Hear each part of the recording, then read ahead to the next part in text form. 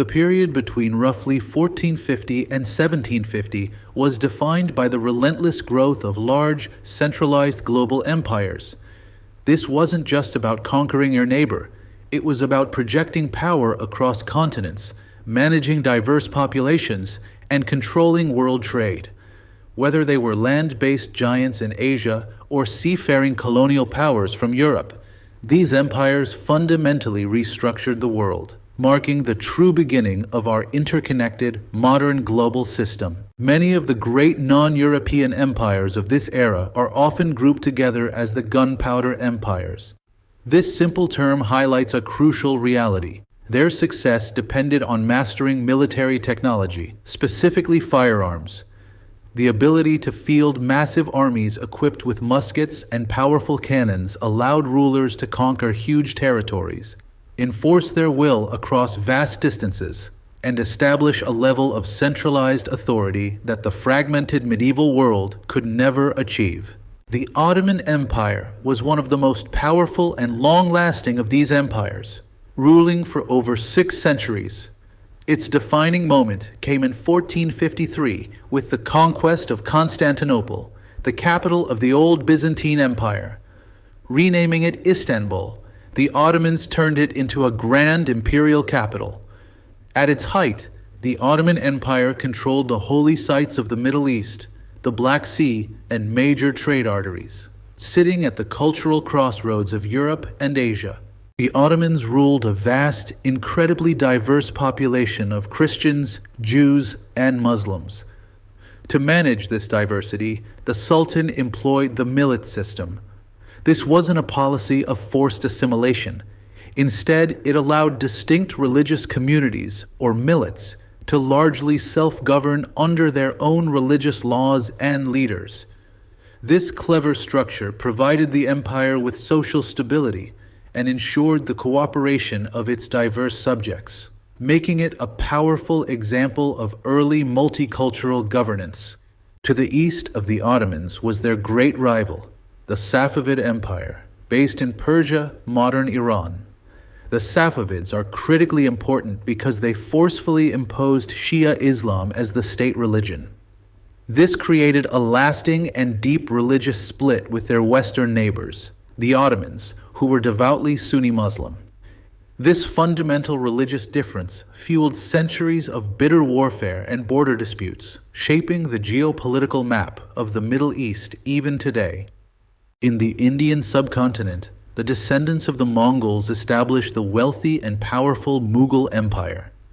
Starting in the 16th century, the Mughals successfully conquered and unified nearly all of India, creating an empire famed for its sophisticated administration and breathtaking cultural achievements.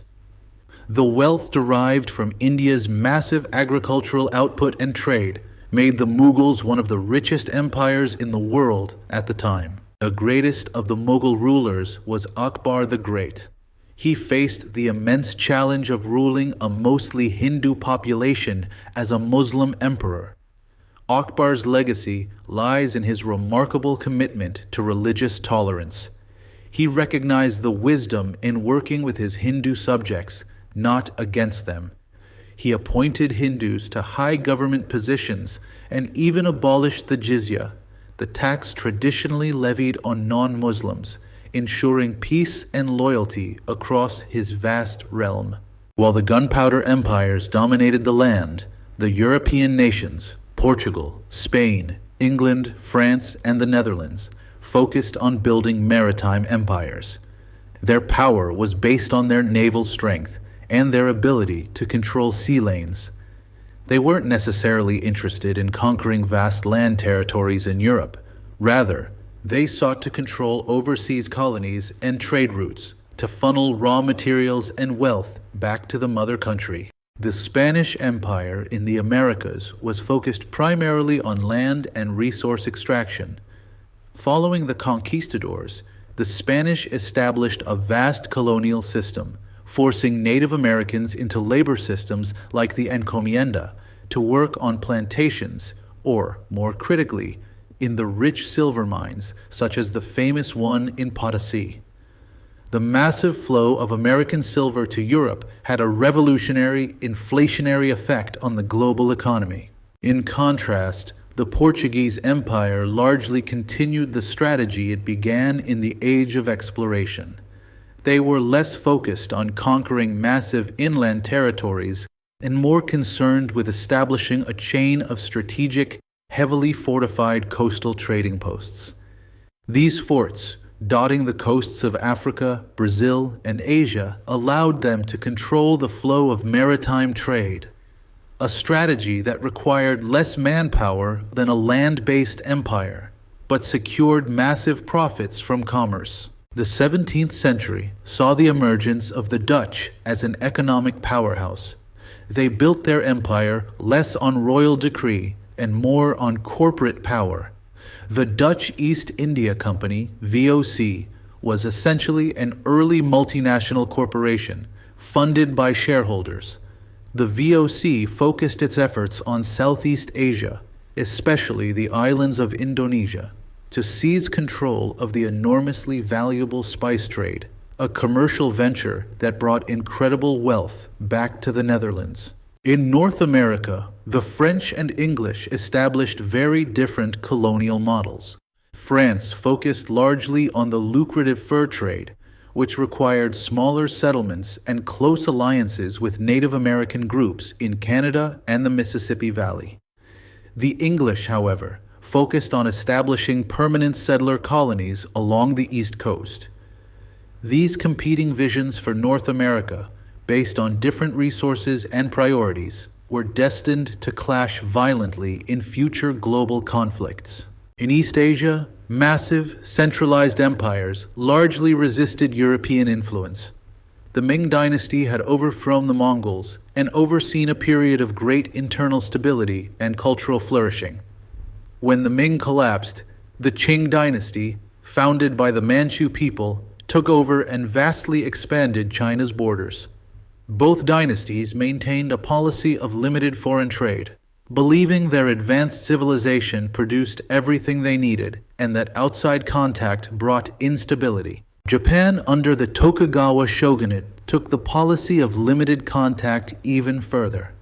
After an initial period of trade and the arrival of Christian missionaries, the shoguns became deeply concerned that European influence would undermine their internal power structure.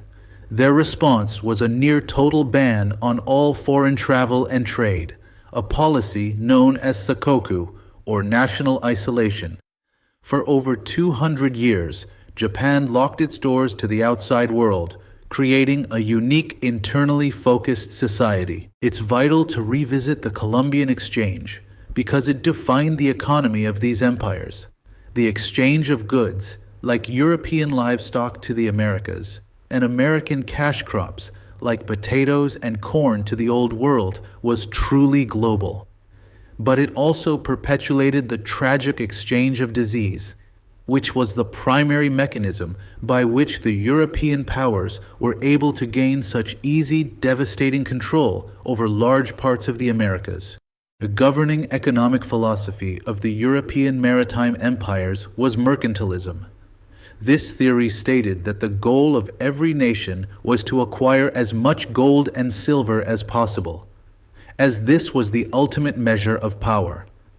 To achieve this, governments tightly controlled trade, striving for a favorable balance of trade by making sure their colonies and trade partners bought more goods from them than they sold back. The period saw the consolidation of complex global trade networks.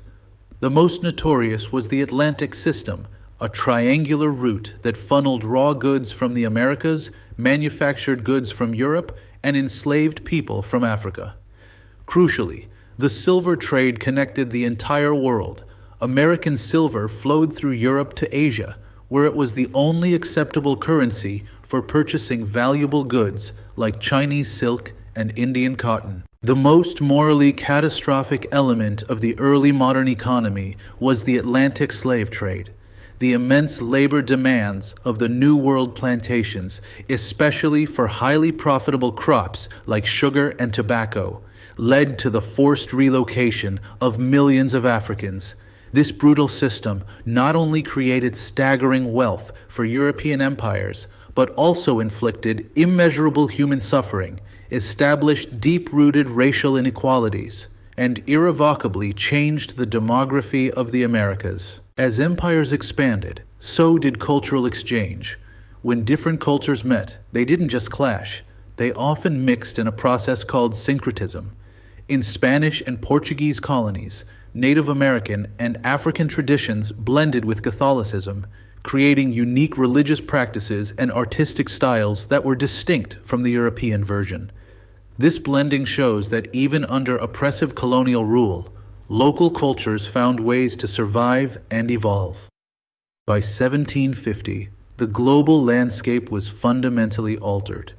European maritime empires had successfully gained control of the world's oceans and trade routes, establishing the first true global supply chain. While the Asian land empires like the Qing and the Mughals remained vast and culturally rich, they had begun to fall behind in naval and industrial technology, setting the stage for European dominance in the centuries that followed. This era of empires cemented the global connectivity and power imbalances that continue to define our world.